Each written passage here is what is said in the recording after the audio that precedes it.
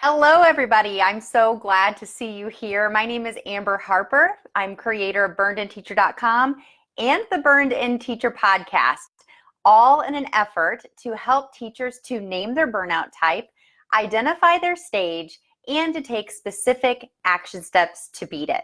I also work with schools and teachers to help them to become more comfortable with EdTech and Google tools in an effort to help them to feel more comfortable bringing those things into their classroom. In all of my endeavors, my mission is to offer inspiration, action, and support for teachers dealing with frustration over those EdTech tools or burnout in general. So on today's Burned In Teacher podcast episode, Danielle Neufer from teachingwell.life, she shared her story of burnout, not just once, but twice. And I'm sure that some of you, I know I can, really relate to that situation of having burnout more than once. And she shares how she took what she was struggling with and decided to learn about it and how she can prevent it from happening in the future. So she became actually a mindfulness trainer. All right, so which is pretty awesome. And she not only is applying it to her own classroom, what she has learned through this training, but she's also helping teachers to become more mindful. And she also shared on the podcast 3 different ways that we can bring more mindfulness into our classroom to calm that chaos that's happening consistently in our mind. But she also shared with us in the interview how we can engage with, one of the things that she shared with us is how we can engage in a silent 60 with our students. And I thought that was so interesting.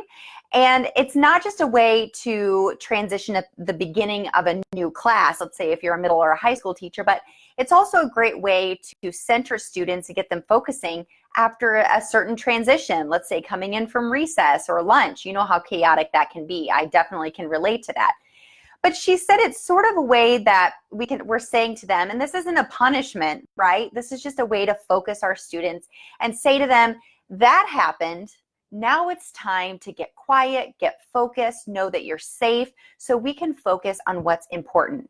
And I love that so much. And I did that with my students too. I didn't call it a silent 60. I just called it, we're just going to take a break. We're just going to get quiet, have our heads on the desk, turn the lights off. It was really nice, but I love the idea of the silent 60. And if you want to hear the other 2 tips that she gave, go ahead and listen to the podcast episode from today. But I wanted to share another way that it really resonated with me, this idea of a silent 60. So I want to back up to 20 years ago, all right? When I was in high school, so this was in 1999, right? 20 years ago, when there was no social media, barely anybody had a phone, and you didn't share everything that you were doing every minute, nor did really anyone probably care what we were doing every minute of every day, right? I really don't remember really caring. I mean, of course I wanted to be connected, but I didn't really think about, well, I wonder what they're doing all of these, minutes outside of school. But things are different now. And I'm sure that you've heard that, this saying that although we're the most connected we've ever been, we are also the most isolated and lonely that we've ever been, the most disconnected that we've ever been. And in my opinion, that comes from the fact that no matter what we're doing, we're always wondering what other people are posting. We're always wishing that we were in that picture with those people. I know that I've dealt personally with having jealousy or feeling left out. FOMO sits in, that fear of missing out, because I'm doing what I thought was good enough. And now I'm looking at what other people are doing and I'm thinking, oh, well, I thought what I was doing was pretty great, but now compared to that, nope. And now we sink into this isolation or the not enoughness, right? This world is so noisy, it's so chaotic, and it's so distracting, especially online. So what my husband and I decided several weeks ago is that we were going to put our phones up. We were going to do a digital detox during the weekend. Maybe not the whole weekend, but I have especially adopted this idea of a digital detox on Sunday. So what I'm going to challenge you to think about is take this idea of the silent 60 and turn it into a silent 24 of just sitting aside the phone and quit showing all of the things that we're doing. Dr. Nate Lau, he said in an interview that I did with him this summer, we're not human doings. We're human beings, and it's time for us to just set the phone aside, stop the posting, stop the scrolling, and just be. Just be a human being, okay? So have a secret with yourself. So yesterday, I did all kinds of things that I just love to do. I got my hands dirty. I dug in the dirt. I repotted plants. I cleaned out my strawberry beds. I was filthy. And you know what's really sad about that is that there were times where I'm like, oh, I should take a picture of this. Oh, I should post this. But why? Why would I need to do that? It was almost like I had a secret with myself yesterday. Like, this is mine. This is my time with my husband. This is my time with my kids. No one needs to know, nor do they probably care to know, right? So have things that are just yours, no one else's, for one day. I have chosen Sunday. You could choose Saturday. You could have a silent week and only post on the weekends. We have to stop this pressure that we have to be on all the time whenever we're with our students. And now we have to be on for everybody else. We don't have to be anything.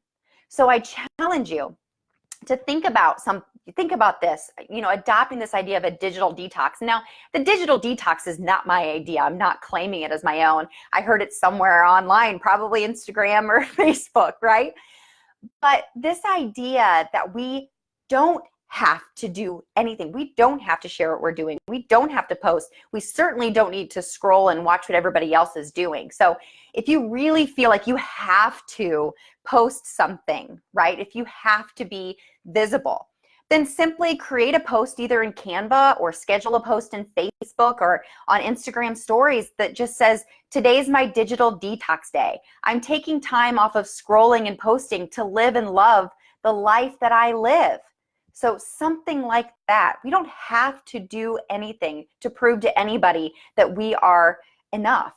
All right. So just like we can do a silent 60 with our students and say, that happened. Now we're going to focus on the things that are important. We can do a silent 24 and say, that all happened. Now it's time for me to focus and center on what's important to me, things that are mine. So your call to action is this. Go to burnedinteacher.com, check out today's episode that just launched, episode 42 with Danielle Newfer. Amazing examples of how we can center and focus and become more mindful with our students. You can also go to bit.ly/bitpod042. So if you are interested in going onto your phone or something like that and looking it up there, go ahead and do that.